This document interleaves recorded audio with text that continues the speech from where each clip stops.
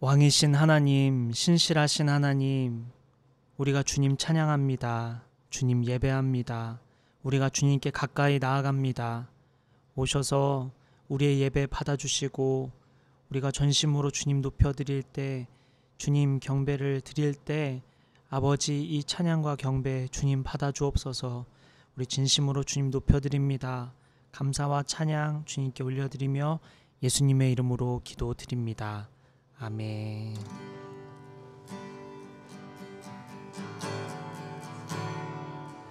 주께 가까이 날 이끄소서. 간절히 주님만을 원합니다. 채워주소서. 주의 사랑을 진정한 찬양 드릴 수 있도록 주께 가까이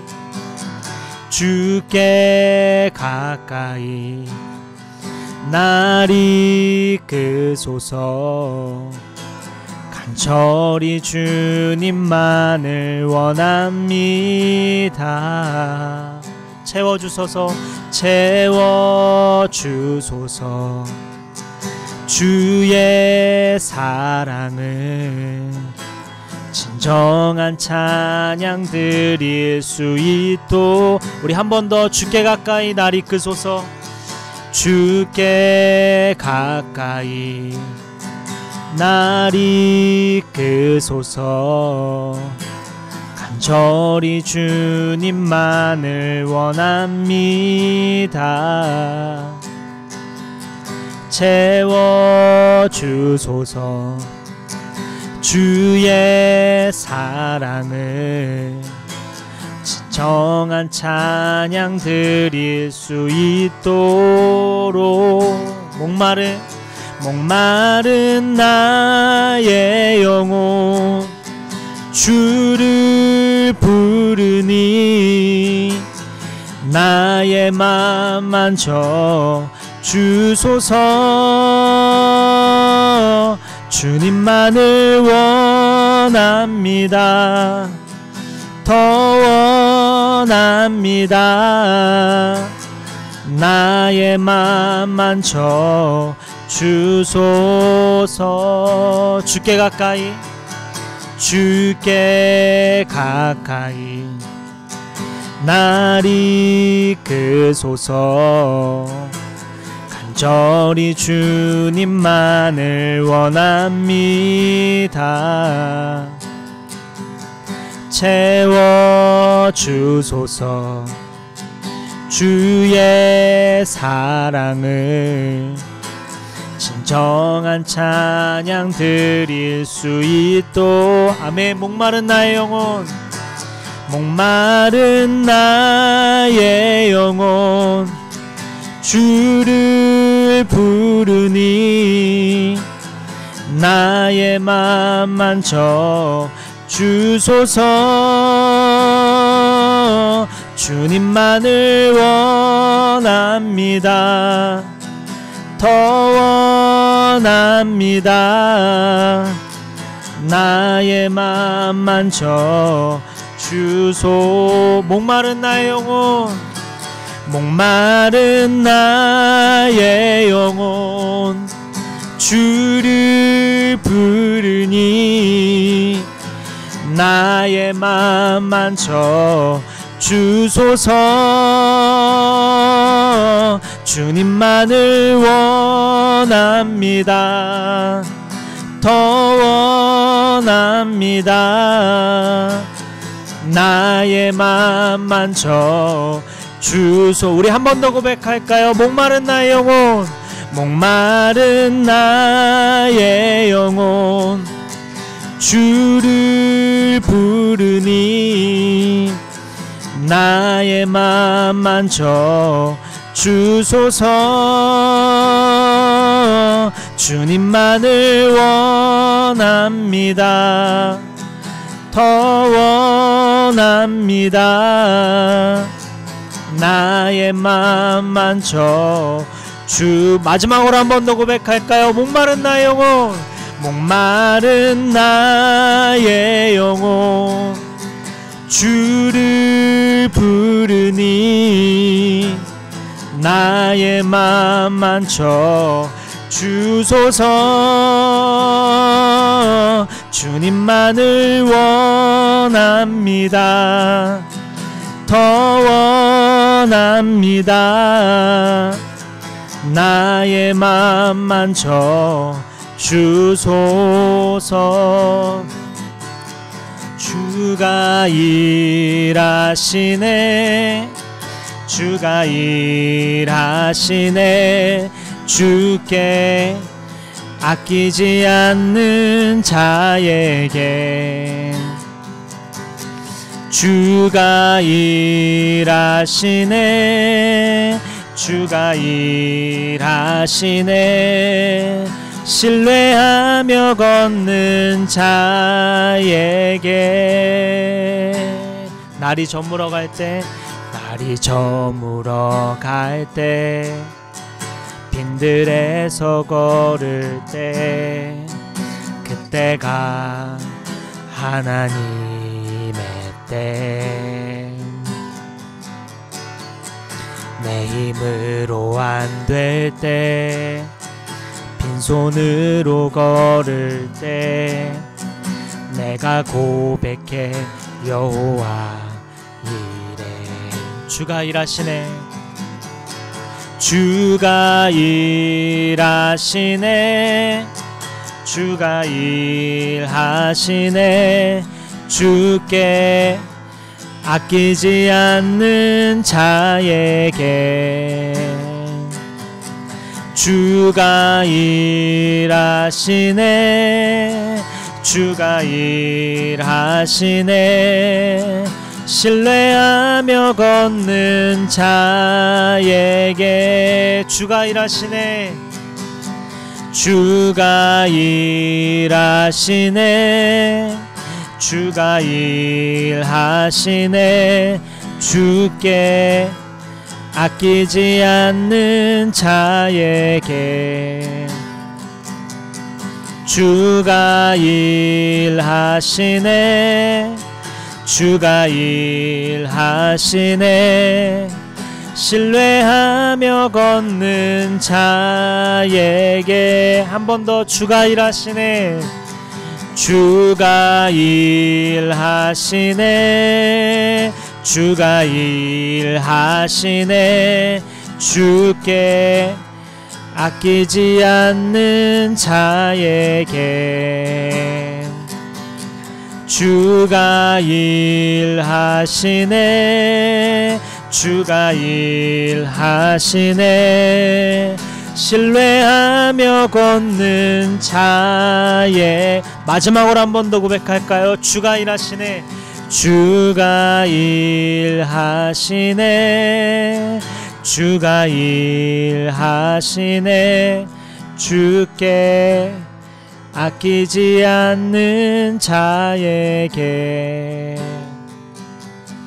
주가 일하시네, 주가 일하시네. 신뢰하며 걷는 자에게.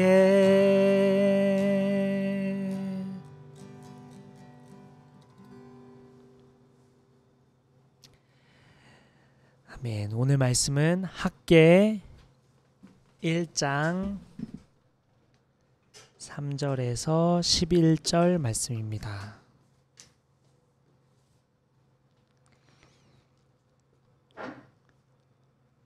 학개 1장 3절에서 11절 말씀입니다.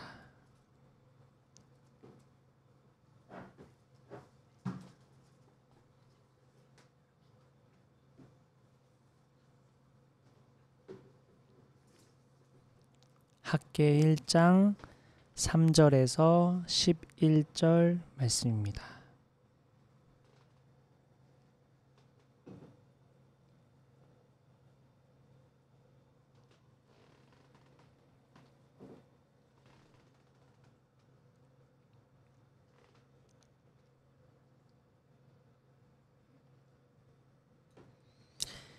우리 새번역 버전으로 함께 보겠습니다.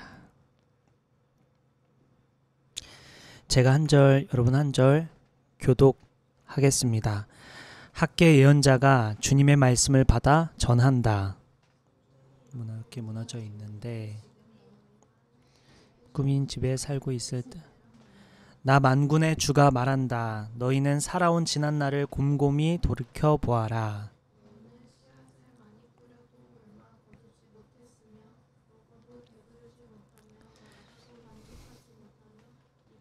뜻하지 못하며 품꾼이 품삯을 받아도 구멍난 문무니에 돈을 넣음이 돼.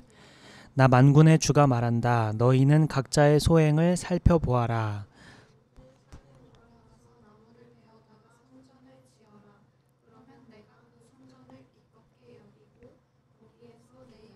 드러내겠다. 나 주가 말한다.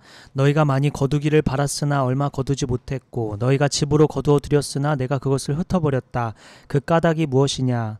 나 만군의 주가 말한다. 나의 주의 말이다. 나의 집은 이렇게 무너져 있는데 너희는 저마다 제 집 일에만 바쁘기 때문이다. 그러므로 너희 때문에 하늘은 이슬을 그치고 땅은 소출을 그쳤다. 내가 땅 위에 가뭄을 들게 하였다. 산 위에도 곡물과 새 포도주와 기름 위에도 밭에서 나는 모든 것 위에도 사람과 짐승 위에도 너희가 애써서 기르는 온갖 것 위에도 가뭄이 들게 하였다. 아멘. 오늘 말씀은 무너진 걸 알면서 라는 제목, 무너진 걸 알면서 라는 제목으로 우리 말씀을 나누겠습니다. 오늘 본문을 이해하기 위해선 배경 설명이 조금 필요한데, 하나님 믿는 사람들, 이스라엘 백성들이 포로가 됐었죠. 먼저 BC 722년에 북이스라엘은 아수르에 의해 멸망당하며 전쟁 포로가 됐고, BC 586년 남유다는 바벨론에 의해 멸망당하며 포로가 됐습니다. 이때 솔로몬이 세웠던 예루살렘 성전은 다 파괴되고 불타버리죠. 그리고 이때로부터 47년이 지나고 남유다를 멸망시킨 바벨론 자신들도 멸망당합니다. 그 유명한 메데 페르시아 연합군에 의해서요. 그래서 북이스라엘 남유다, 즉 하나님의 사람들은 이제 메데 페르시아의 속국이 됩니다. 한편 페르시아 제국의 너그러운 통치자 한 명이 세워지는데, 우리에게 잘 알려진 고레스라는 사람이 세워집니다. 고레스는 포로로 잡혀온 사람들을 자기 고향으로 돌아가도 좋다라고 허락하죠. 이때 유대인들 전부는 아니고 일부가 고향 예루살렘으로 돌아가게 됩니다. 고향으로 돌아온 유대인들은 성전 건물을 보수하기 시작하는데요. 그런데 문제가 생깁니다. 이것을 방해하는 사람들이 등장하는데, 우리 에스라 말씀 찾아볼까요? 에스라 4장 1절부터 5절입니다. 에스라 4장 1절부터 5절입니다.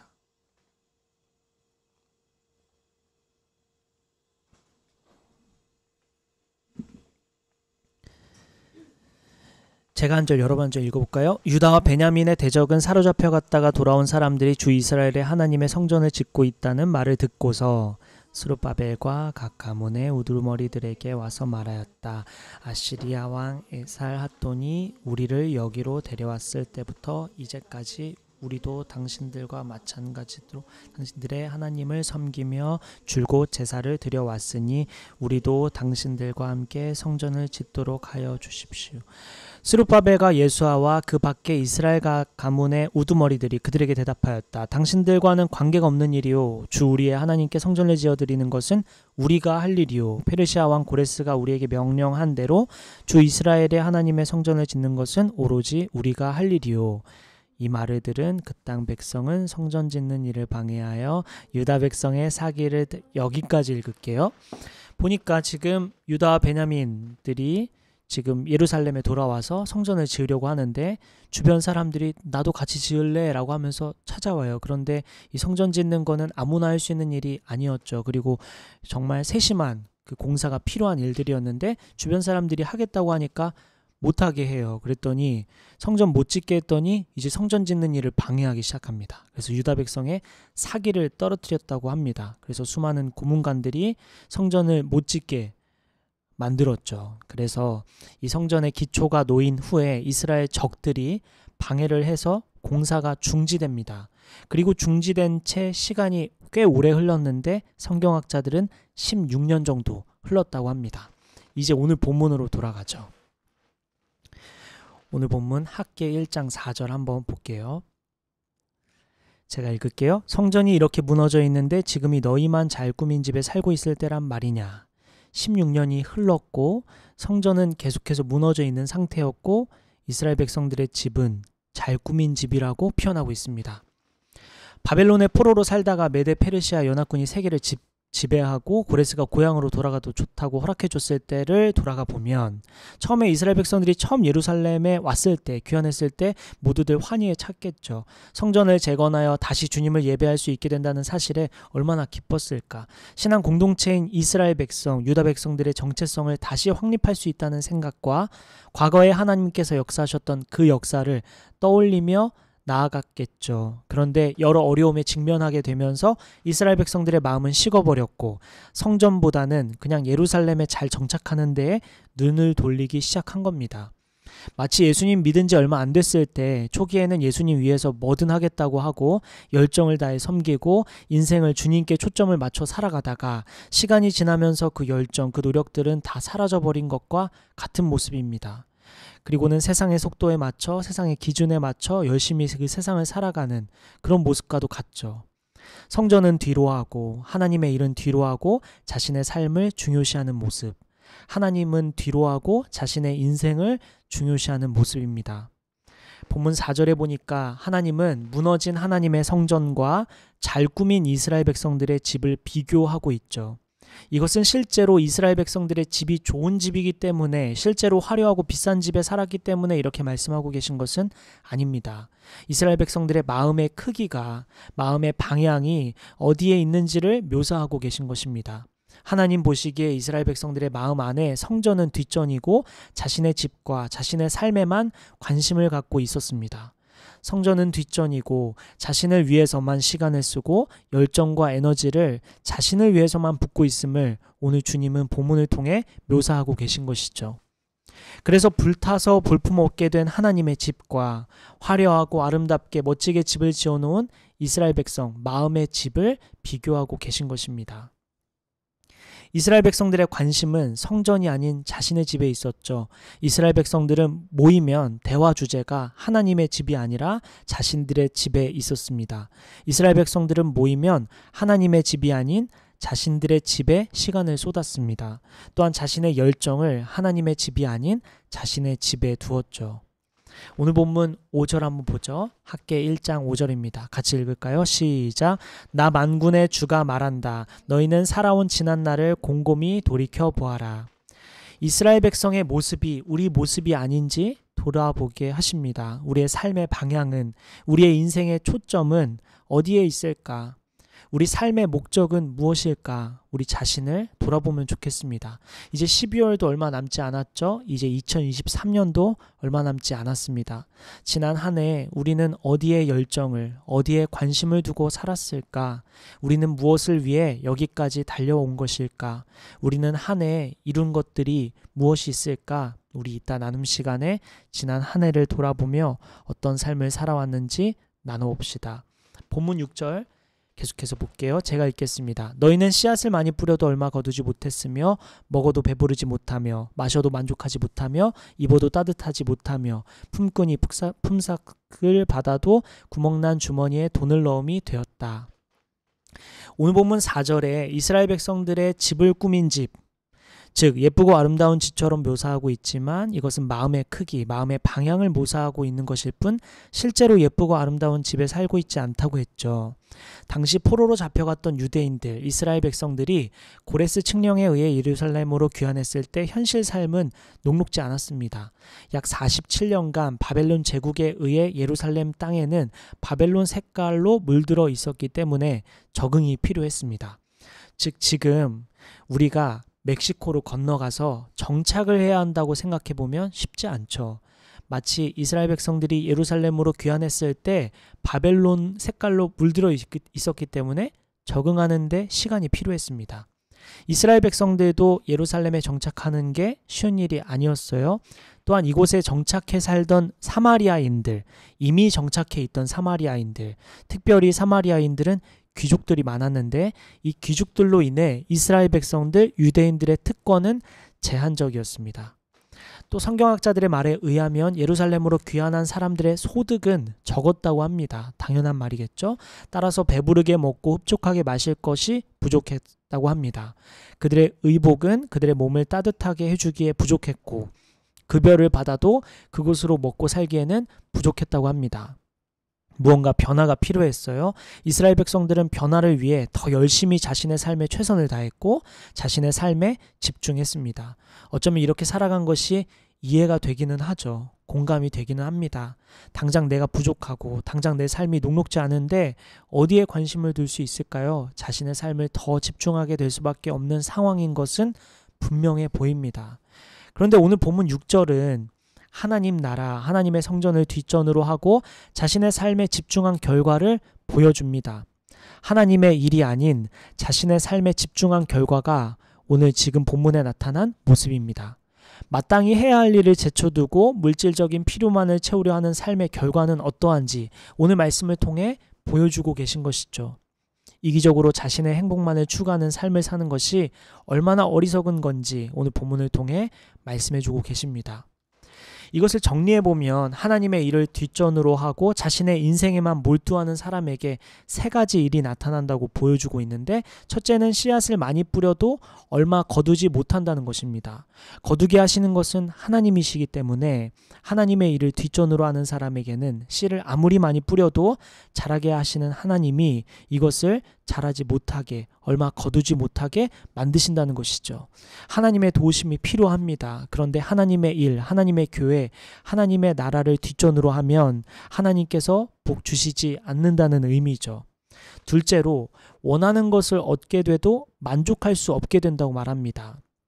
예루살렘으로 귀환한 이스라엘 백성 중 일부는 원하는 만큼 얻고자 하는 것만큼 얻은 사람도 있었습니다. 그런데 오늘 성경은 분명히 말하길 원하는 것을 얻어도 그 욕망은 채워지지 않는다고 말씀합니다. 아무리 많이 먹고 마시고 입게 되더라도 그것으로 만족하지 못할 것이다 말씀하십니다. 하나님의 나라와 하나님의 성전을 우선적으로 하지 않는 삶이 얼마나 허망한 것인지를 보여주고 있는 것이죠. 마지막 셋째로 구멍난 주머니에 돈을 넣게 된다고 말씀하십니다. 수많은 재산을 쌓았다 하더라도 오늘 본문은 그것이 구멍난 주머니에 돈을 넣는 것과 같다고 합니다. 주머니에 구멍이 나 있기 때문에 그 돈은 언제든지 빠져나갈 수 있는 돈이라는 의미입니다. 하나님의 성전, 하나님의 교회, 하나님의 일을 뒷전으로 하고 살아가는 삶이 얼마나 헛된 일인지 보여주는 것이죠. 계속해서 오늘 본문 7절 한번 보죠. 7절 제가 읽을게요. 나 만군의 주가 말한다. 너희는 각자의 소행을 살펴보아라.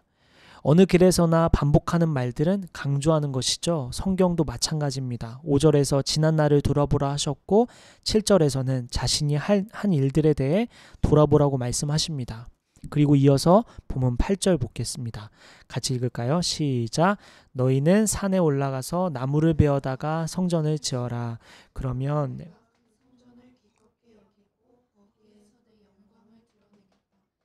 주가 말한다. 그러니 이제 성전을 건축해라. 너희가 이러한 일들을 당할 수 있으니 또한 당하고 있으니 성전을 건축해라 말씀하시죠. 성전 건축을 위한 석재는 예루살렘 안에 이미 갖추어져 있었다고 합니다. 솔로몬 성전과 이 두 번째 성전을 짓기 위해 돌을 캐내던 채석장이 그 당시에 있었다고 합니다. 그러나 기둥, 지붕, 그리고 건물 내벽을 위한 나무들을 옮겨와야만 했는데요. 원래 솔로몬 성전을 짓기 위해서는 레바논의 백향목을 수입해 와야 했는데 하지만 이번에는 유대 사람들은 경제 사정이 암울했기 때문에 산에 올라가 나무를 베 성전을 지을 수밖에 없는 상황이었습니다.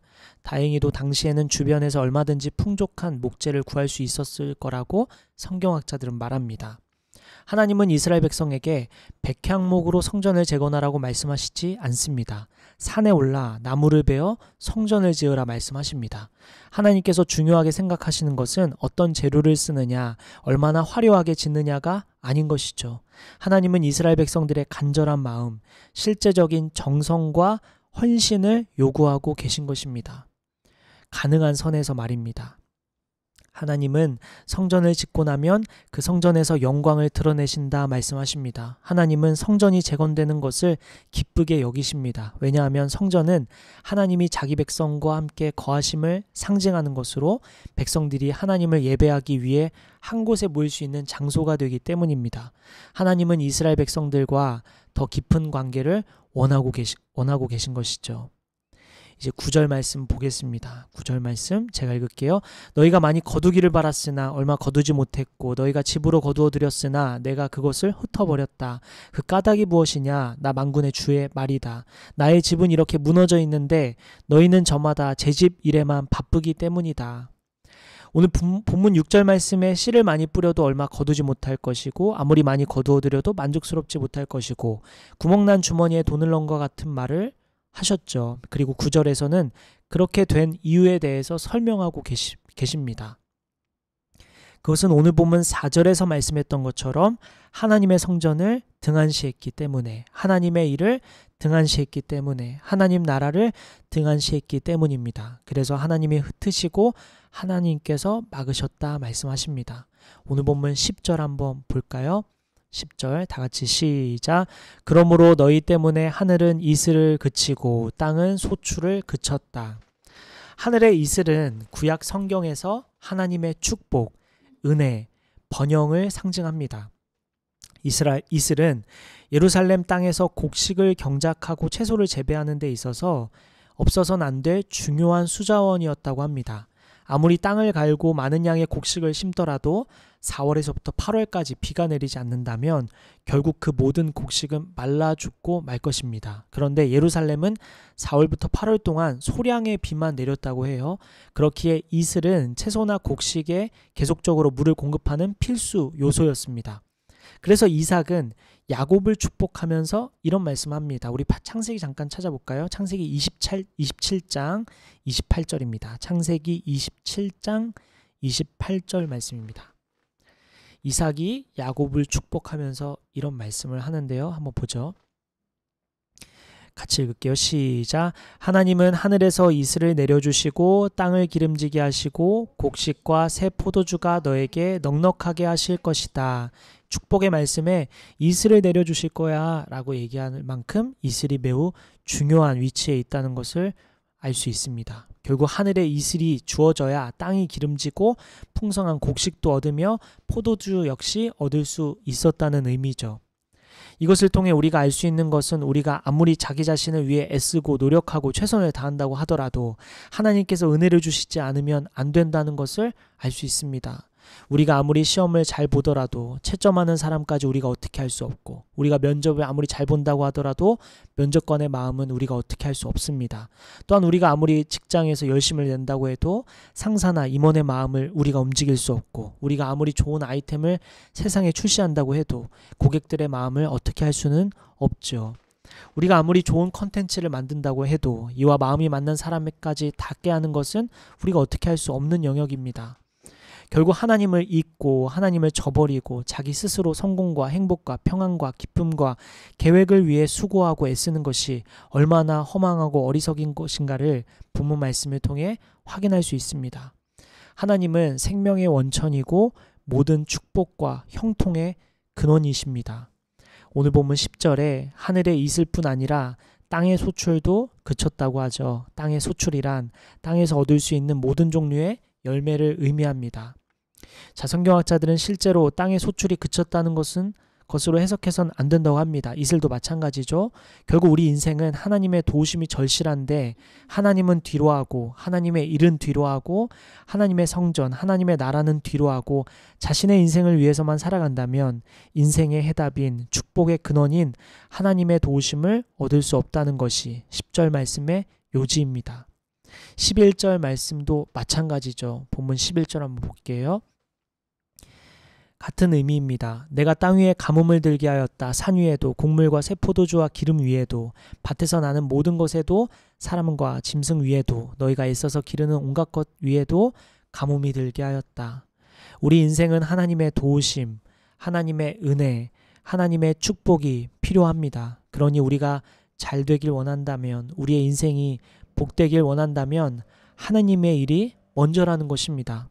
이 말씀과 아주 잘 어울리는 마태복음 성경이 있죠. 마태복음 6장 30절부터 33절 말씀입니다.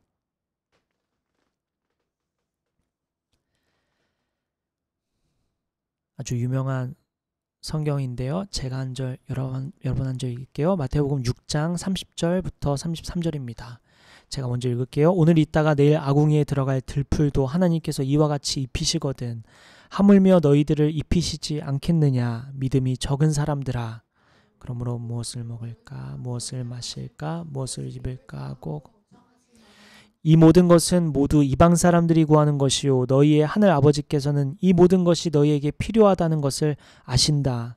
너희는 먼저 하나님의 나라와 하나님의 의를 구하여라. 그리하면 이 모든 것을 너희에게 더하여 주실 것이다. 자, 오늘 말씀은 하나님 나라가 무너진 걸 알면서, 하나님의 교회가 무너진 걸 알면서 자신의 인생만, 자신의 행복만을 위해 살아가는 사람에게 경고하는 메시지죠. 그렇다면 우리는 이 말씀을 통해 어떻게 적용하면 좋을까? 간단하게 두 가지만 살피고 마치겠습니다. 우리 이 말씀을 적용하면 좋겠는 두 가지. 첫 번째는 형통보다 소통이 우선이다. 형통보다 소통이 우선이라는 것입니다. 오늘 본문 말씀에 하나님은 성전 재건을 재촉하시죠. 그 이유는 이스라엘 백성들과 소통을 위함입니다. 이스라엘 백성들은 성전 없이 열심히 살아가고 있었습니다. 성전 재건보다는 자신의 인생이 먼저였습니다. 다시 말하면 하나님과 소통보다는 자신의 형통이 먼저였죠. 하지만 이스라엘 백성이 그토록 원하는 성공하는 삶, 축복받는 삶은 하나님으로부터 온다는 것을 간과하고 있었습니다. 하나님이 복의 근원이시죠. 하나님의 축복을 주시는 분이십니다. 그런데 하나님을 제쳐두고 자신의 힘으로 세상을 살아간다는 것은 어리석은 일이죠. 그러므로 형통보다 소통이 우선입니다. 이것을 구체적으로 말하면 말씀 읽고 기도하는 시간이 먼저라는 의미입니다. 하나님은 성전 재건을 통해 이스라엘 백성과 소통하며 하나님의 뜻 안에 거하게 하고 은혜를 주시려고 합니다. 우리 인생도 마찬가지입니다. 우리가 형통을 꿈꾼다면 그보다 먼저 하나님과 소통이 우선입니다. 하나님께 가까이 하는 이번 한 주가 됐으면 좋겠습니다. 둘째로 내 삶보다 주인이 우선이다. 내 삶보다 주인이 우선이다. 이제 올해가 다 갔는데요. 2024년 계획을 할 때 교회 위에서, 주님 나라 위에서 어떤 기여를 하면 좋을지도 함께 포함하여 실천하면 좋겠습니다. 오늘 본문에 보면 하나님께서 이스라엘 백성들에게 성전을 재건하라 말씀하실 때 주변을 둘러보면 구하기 쉬운 목재를 통해 성전을 짓도록 하시죠. 저 멀리 백항목 나무를 구해서 무리하게 성전을 짓도록 하지 않으십니다. 이스라엘 백성들이 할 수 있는 선에서 말씀하신 것입니다. 우리 삶도 마찬가지입니다. 하나님께서 우리에게 헌신을 요구하실 때 불가능한 것을 요구하지 않으십니다. 우리가 할 수 있는 부분을 요구하고 계시죠. 우리가 예수 믿는 교회를 위해, 또한 하나님 나라를 위해 내가 할 수 있는, 기여할 수 있는 것이 무엇이 있는지 우리 찾아보고 섬기며 나아갑시다. 우리 요즘 한소리가 예수 믿는 교회 성도들 위해 말씀 읽을 수 있도록 모임을 주도해주고 있는데 이렇게 교회를 위해, 또 하나님 나라를 위해, 하나님 일을 위해 여러분이 무엇을 기여하며 나아가면 좋을지 찾아보고 실천하면 좋겠습니다. 우리 인생 중요하죠. 우리 성공도 중요합니다. 그런데 내 삶보다 우리의 주인이신 주님이 우선입니다. 우리 인생은 우리 것이 아니기 때문입니다. 그러니 주인이 원하는 일이 우선입니다. 주인의 마음을 시원하게 해드리는 것이 우선이죠. 그것이 우리 그리스도인의 삶입니다. 하나님은 우리를 이러한 삶으로 인도하셨습니다. 그리고 오늘 본문에서 봤듯이 이러한 삶을 살아가는 자에게 하나님께서 복 주신다 말씀하십니다. 먼저 하나님의 나라와 의를 구하는 삶으로 우리 나아갔으면 좋겠습니다. 말씀을 마치겠습니다. 이번 한 주는 형통보다 소통임을 기억하고 내 삶보다 주인이 우선임을 기억하며 살아가는 저와 여러분 됐으면 좋겠습니다. 우리 잠시 기도하고 마치겠습니다.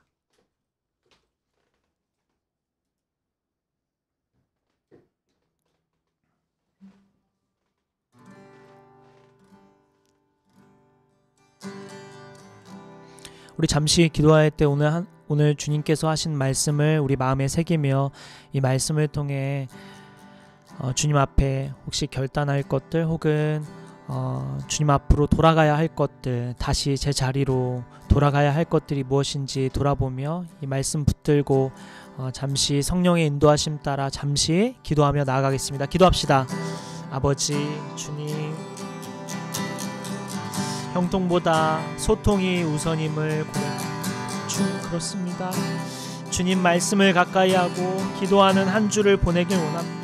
무엇보다도 말씀을 주님 가까이 하고 주님의 말씀을 통해서 우리의 삶을 비춰보며 주의 말씀에 따라서 저의 삶을 결정하며 나아가는 이번 한 주가 되길 원합니다. 무엇보다도 기도로 무릎으로 한 주를 보내길 원합니다. 하나님, 하늘의 은혜로 주님 살아감을 고백합니다. 주님이 저의 인생의 주인이심을 고백합니다. 그러므로 주님 무릎으로 나아갑니다. 기도하며 나아갑니다. 아버지, 우리의 인생을 주님께 맡겨드리며 나아갑니다. 주님, 제가 말씀을 읽을 때마다 주님 깨달음을 주시고 지혜를 주시고 은혜를 더하여 주옵소서. 또한 아버지, 기도할 때마다 주님의 임재를 경험하길 원합니다. 하늘의 복을 경험하길 원합니다. 주님 은혜를 경험하길 원합니다. 주님의 사랑을 깨닫길 원합니다. 주님, 기도의 은혜를 더하여 주옵소서. 주님,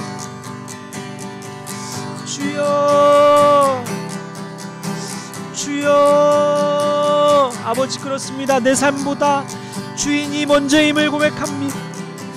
주님, 아버지, 주여, 주여, 무엇을 하길 원하십니까? 우리가 무엇하길 원하십니까? 그것을 향해 주님 하나씩 이루어드리며 나아가길 원합니다. 오셔서 주님, 우리가 깨닫게 하여 주여, 주여.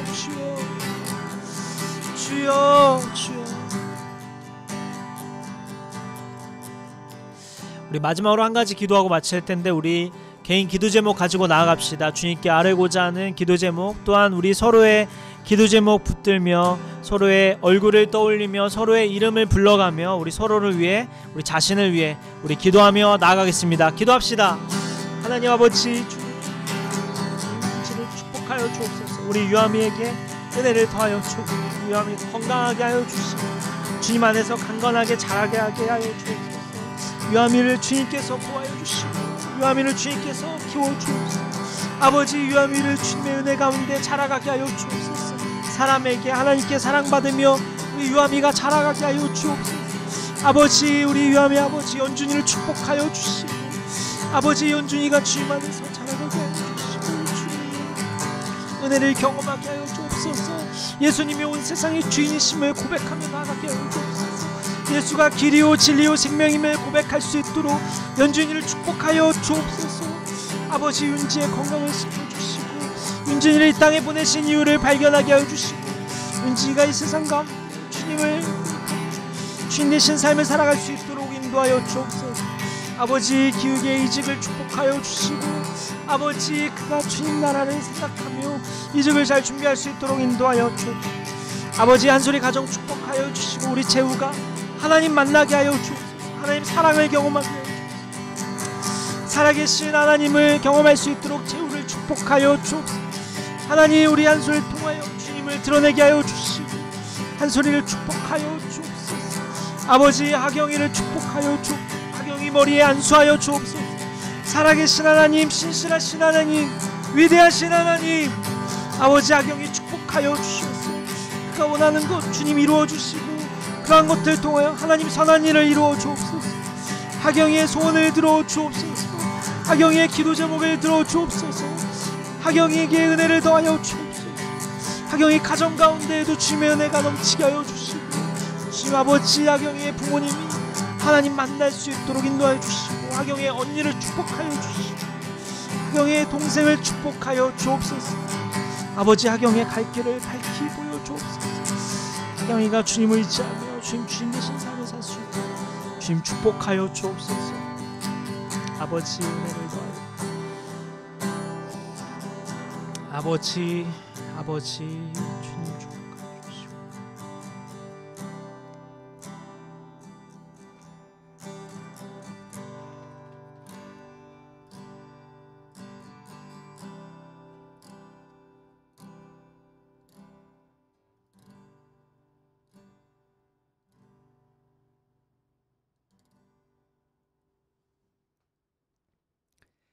왕이신 하나님, 우리의 주인이신 하나님, 주님이 우리를 이 땅에 보내셨고 우리가 살아 숨쉴 수 있는 것은 주님 때문입니다. 주님이 우리를 보내셨기 때문에, 우리를 여기까지 인도하셨기 때문에 우리가 이 자리에 있습니다. 주님이 주인이심을 우리가 잊지 않길 원합니다. 한 주 동안 살아갈 때 내 삶보다 주인이 먼저임을 고백하며 실천하며 순종하며 나아가는 우리가 되길 원합니다. 아버지, 우리가 착각하지 않고 우리가 잊어버리지 않고 이 말씀처럼 오직 주님이 우리 인생의 주인임을 주님 고백하고 순종하며 나아가는 한 주 될 수 있도록 주님 우리를 축복하여 주옵소서. 아버지, 형통보다 소통이 먼저임을 고백합니다. 아버지, 한 주 동안 살아갈 때 무엇보다도 말씀과 기도를 잊지 않고 말씀과 기도의 시간을 사수하며 말씀과 기도 시간을 통하여 우리의 삶을 돌아보고 우리의 삶을 계획하고 우리의 삶을 한 발 한 발 나아갈 수 있도록 먼저 우리가 말씀과 기도로 나아가는 이번 한 주 될 수 있도록 주님 축복하여 주옵소서. 아버지, 한 주간의 삶도 이제 주님 손에 올려드립니다. 이제 한 주를 시작합니다. 성령님, 주님의 은혜를 구합니다. 한 주 동안 안전하게 건강하게 평안하게 주님 지혜로 주님의 능력으로 살아가는 우리 모두가 될 수 있도록 주님 축복하여 주옵소서. 모든 영광 우리의 주인이신 하나님께 올려드리며 우리의 길이요 진리요 생명이신, 우리를 위하여 죽으시고 다시 사신 우리의 왕이신 사랑이신 예수님의 이름으로 기도드립니다. 아멘. 축도하겠습니다. 이제는 우리 주 예수 그리스도의 은혜와 하나님의 크신 사랑과 성령님의 감화 감동 교통 역사하심이 한 주 동안 형통보다 소통임을 고백하며 나아가기로 결단하는, 또한 내 삶보다 주인이 먼저임을 고백하며 나아가기로 결단하는 저와 여기 모인 성도들과 온라인으로 예배하는 모든 성도들 머리 위에 지금부터 영원까지 함께해 주시기를 간절히 기도하며 축원하옵나이다. 아멘.